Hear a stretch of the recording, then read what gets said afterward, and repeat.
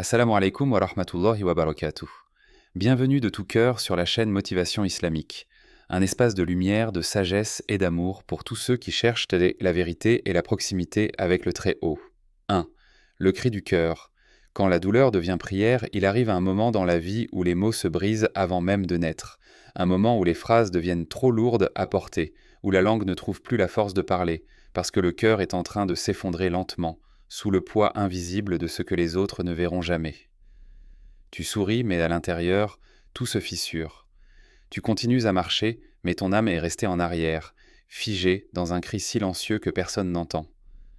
C'est dans ces instants-là, dans ce vide, dans cette solitude écrasante, que beaucoup d'êtres humains rencontrent enfin Dieu. Pas à travers les livres, pas à travers des discours, mais à travers une fracture, une cassure, une douleur si intense qu'elle arrache le voile entre toi et ton Créateur. Il y avait ce jeune homme. Personne ne connaissait vraiment ses combats. Il priait, il souriait, il rendait service à la mosquée. Mais chaque nuit, il s'effondrait sur son lit, envahi par une tristesse qu'il ne pouvait expliquer. Des blessures de l'enfance, des déceptions d'adultes, une perte, un sentiment d'abandon. Il avait tout essayé. Les gens, les loisirs, la fuite, les distractions. Rien ne comblait. Une nuit, alors que sa douleur devenait insupportable, il s'est levé sans but précis. Il a marché dans sa chambre, puis s'est arrêté devant son tapis de prière.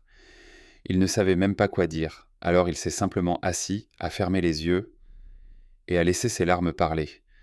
C'était sa première vraie prière, pas celle des gestes, celle du cœur, celle où tu ne parles plus avec ta langue, mais avec ton âme. Et ce que peu comprennent, c'est que parfois, la douleur est la prière. Parce que Allah n'a pas besoin de ta belle élocution. Il n'attend pas un discours bien formulé. Il entend ce que ton cœur ne sait même pas exprimer. Nous sommes plus proches de lui que sa veine jugulaire. Sourate Kaf, verset 16. Ce verset n'est pas une image. Ce n'est pas une figure de style. C'est une vérité. Allah est plus proche de toi que tous ceux qui prétendent t'aimer, plus proche que ceux qui disent te comprendre, plus proche que ta propre douleur. Mais pour le voir, parfois, il faut que le monde s'écroule. Il faut que tout ce en quoi tu avais mis ton espoir s'effondre, pour que tu comprennes qu'il est le seul refuge, pas un refuge parmi d'autres. Le refuge, le seul, celui que tu avais oublié, mais qui ne t'a jamais oublié. Il y a dans le Coran une prière d'une puissance immense. Celle de Yunus, paix sur lui, quand il était dans le ventre du poisson, perdu dans les ténèbres de la mer, les ténèbres de la nuit, les ténèbres de la solitude. Il a dit « La ilaha illa anta, subhanaka, inni kuntu minaz zalimin » Surat Al-Anbiya, verset 87. Il n'y a point de divinité en dehors de toi. Gloire à toi, j'ai été vraiment du nombre des injustes. Et Allah l'a sauvé, pas parce qu'il avait les bons mots, mais parce qu'il avait le bon cœur, un cœur qui reconnaît, qui s'humilie, qui crie sans élever la voix. Et toi, as-tu déjà crié sans bruit? As-tu déjà prié sans mots? As-tu déjà senti que ta douleur elle-même devenait un appel? Il y a une sagesse cachée dans chaque souffrance. Et parfois, c'est seulement quand tu n'as plus rien que tu comprends que Dieu suffit. N'est-ce pas par l'évocation d'Allah que les cœurs se tranquillisent? Sourate Ar-Ra'd, verset 28. Mais l'évocation dont parle ce verset ne se limite pas à la répétition. C'est une présence, une attention, un retour. C'est quand ton cœur cesse de fuir et s'agenouille intérieurement. C'est quand tu cesses de chercher un remède ailleurs et que tu regardes vers le ciel. Il y a des prières que l'on fait par obligation et il y a celles que l'on fait par nécessité. Ce sont celles-là qui changent une vie. Ce sont celles-là qui arrachent l'âme au néant. Alors si tu passes par une douleur que personne ne comprend, si tu pleures seul dans ta voiture, dans ta chambre, dans une salle de bain, sache que ce moment est peut-être la plus belle opportunité de ta vie. Pas pour te plaindre, mais pour le rencontrer. Vraiment. Car la douleur est parfois le seul langage que l'on comprend, quand Allah veut nous parler. 2. Le désert intérieur. La solitude, chemin vers Allah. Il y a des saisons dans la vie où tout se tait. Les appels ne viennent plus. Les amis s'éloignent, les sourires deviennent rares et même ton propre reflet semble te fuir. C'est une forme de mort lente, mais pas du corps, du lien. Tu marches dans ta vie comme dans un désert. Chaque jour ressemble au précédent, chaque nuit est plus longue que la dernière. Et tu te demandes, pourquoi? Pourquoi suis-je seul? Où sont-ils tous partis?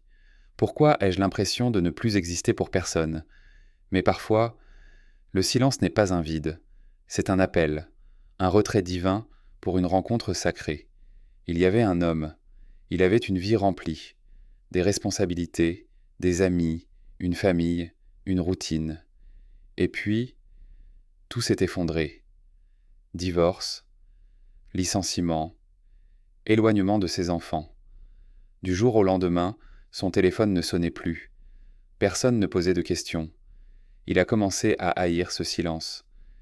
Mais le plus douloureux n'était pas l'absence des autres. C'était cette voix intérieure qu'il avait longtemps étouffée et qui maintenant hurlait à l'intérieur. Qui es-tu? Où vas-tu? Et qu'as-tu fait de ta relation avec ton Créateur?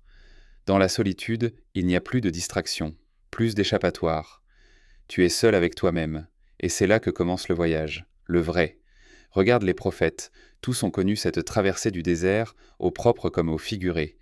Moussa, paix sur lui, a fui l'Égypte, isolé, seul, errant dans le désert, jusqu'à ce qu'il entende cette voix. Je suis ton Seigneur. Ôte tes sandales. Tu es dans la vallée sacrée de Toua. Sourate Taha, verset 12. La solitude fut la porte de la révélation. Le prophète Mohammed, paix et bénédiction sur lui, lui aussi, avant l'appel, s'éloignait. Il montait dans la grotte de Hira, seul, méditant. Personne pour le distraire, personne pour l'applaudir, juste lui, le silence. Et Dieu. Et c'est là que la lumière est venue. C'est dans ce retrait que les premières paroles du Coran ont brisé le silence du monde. Lis au nom de ton Seigneur qui a créé. Sourate Al-Alaq, verset 1. Et si la solitude que tu vis aujourd'hui n'était pas une punition? Et si c'était, en réalité, une retraite forcée pour que tu entendes enfin? Dans le vacarme des gens, dans le bruit du monde, la voix divine devient lointaine. Mais dans le silence, elle devient claire. Pas une voix qui résonne dans les oreilles. Une voix qui parle au cœur. Un souffle sacré qui traverse les fissures de ton âme. On croit souvent que la solitude est une preuve qu'on ne vaut rien. Mais en réalité, c'est parfois un honneur.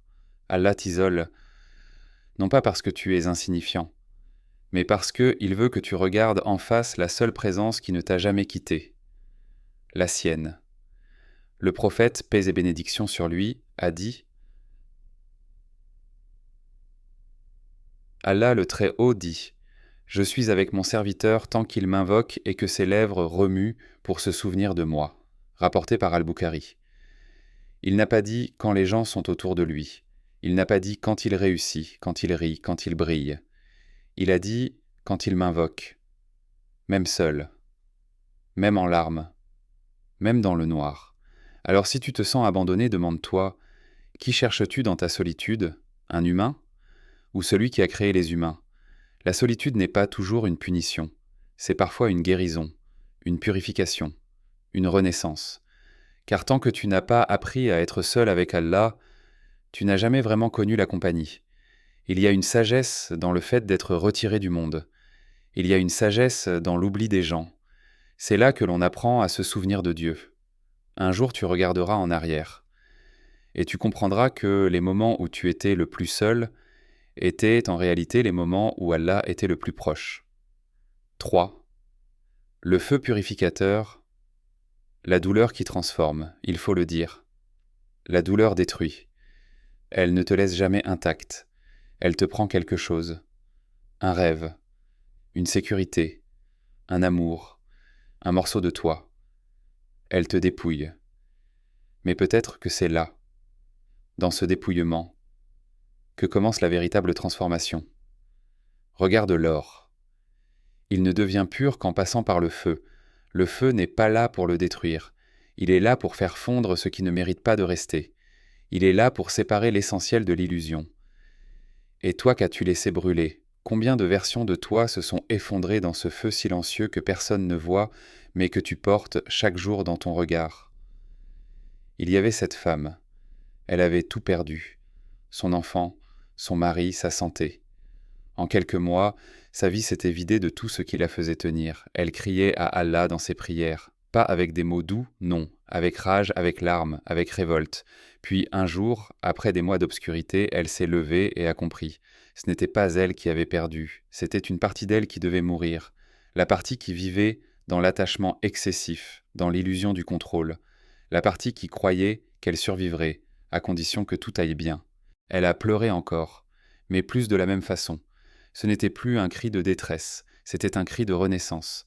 Il y a un verset du Coran qui dit « Il se peut que vous détestiez une chose alors qu'elle est un bien pour vous » Sourate Al-Baqarah, verset 2,16.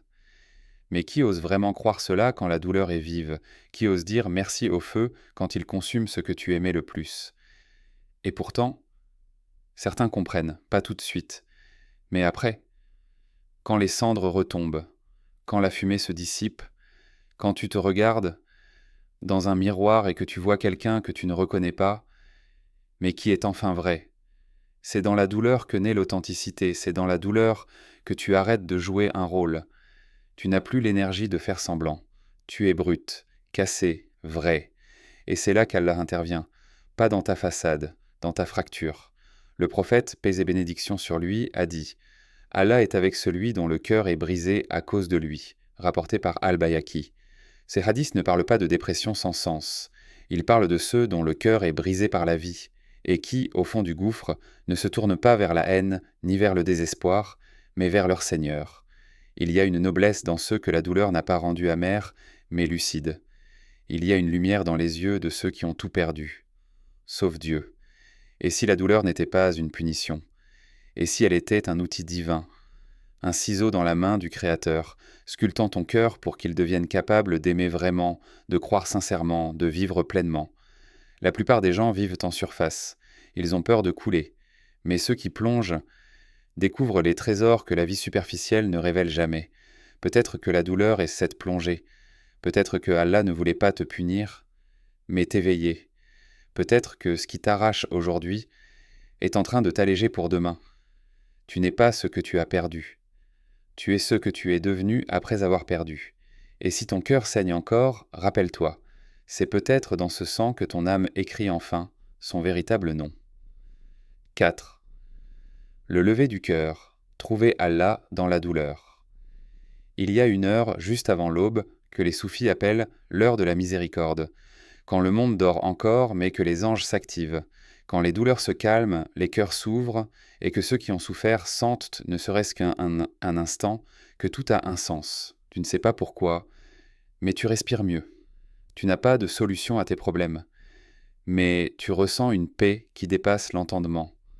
C'est cela, le lever du cœur, ce moment où tu n'as rien changé extérieurement, mais où tout a changé à l'intérieur. Ce moment où, après des jours, des mois, des années de lutte, de larmes, de confusion, tu sens une présence.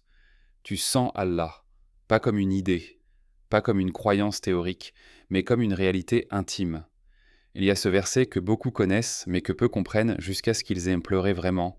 Après la difficulté, il y a certes une facilité. Sourate Ash-Shar, verset 6. Pas après 10 prières, pas après une semaine de patience. Après la difficulté, elle-même. Comme si cette facilité ne venait pas d'ailleurs, mais était contenue dans la difficulté même, enfouie, cachée, comme un secret réservé à ceux qui tiennent. Certains cœurs ne s'ouvrent qu'à travers la douleur, comme certaines graines n'éclosent qu'après le feu. Il y avait ce vieil homme anonyme, discret. Il avait perdu sa femme après 50 ans de mariage. Il avait connu toutes les étapes du deuil.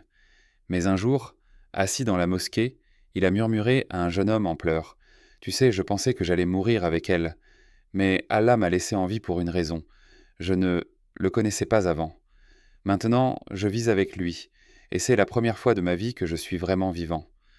Certains trouvent Allah dans un livre, d'autres dans la nature, mais certains le trouvent dans la douleur, pas malgré elle, grâce à elle. Car la douleur, quand elle ne te détruit pas, elle t'oriente. Elle te pousse à poser les vraies questions. Elle t'arrache aux réponses toutes faites. Elle te force à te mettre à genoux. Et c'est là, à genoux, que tu lèves enfin les yeux vers le ciel. Et si, à travers cette épreuve que tu vis, Allah était en train de t'éduquer, pas pour te punir, mais pour t'élever, pour faire de toi une âme capable de le porter.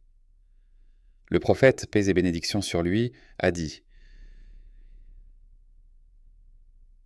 Celui qu'Allah veut du bien, il l'éprouve », rapporté par Al-Bukhari. Ces mots sont simples, mais leur vérité est profonde. Il ne s'agit pas de souffrir pour souffrir, il s'agit de se rapprocher, de se purifier, de se réveiller, Il arrive que tu sois au plus bas, mais que ton cœur soit au plus haut. Il arrive que tu perdes tout et que ce soit là que tu trouves enfin l'essentiel.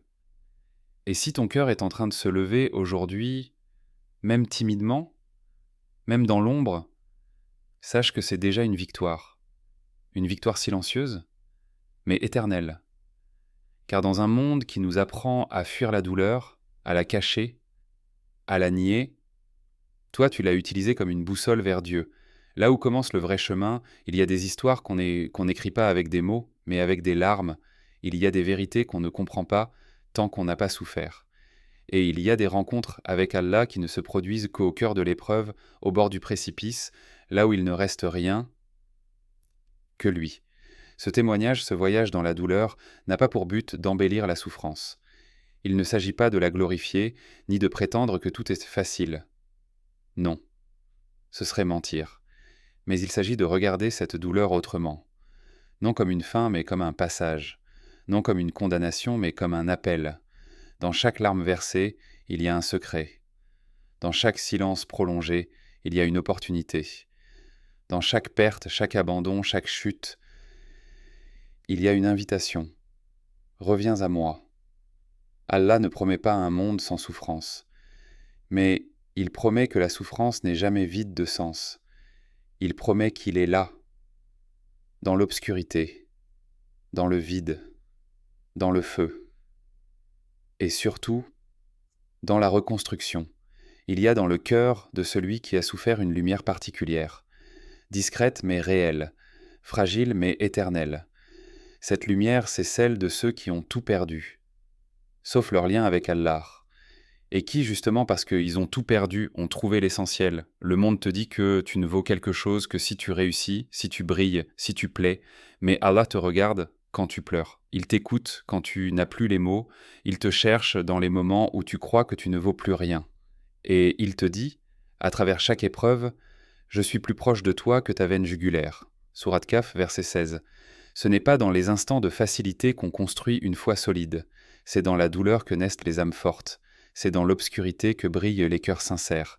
Alors, à toi qui souffres, à toi qui doutes, à toi qui ne comprends pas encore le sens de ce que tu traverses, n'abandonne pas. Ta douleur n'est pas une malédiction, elle est un seuil, un tournant, un terrain sacré où Allah t'attend. Et peut-être qu'un jour, quand tout cela sera passé, quand les plaies se seront refermées, tu regarderas derrière toi et tu diras, les larmes dans les yeux, c'est dans cette douleur que j'ai trouvé Allah. Et cela vaut plus que 1000 vies. Merci d'avoir suivi cette vidéo jusqu'au bout. Si vous croyez, vous aussi, en la force du dialogue et de la nuance, n'oubliez pas de vous abonner, partager et faire entendre votre voix en commentaire. À très bientôt sur la chaîne. Inch'Allah.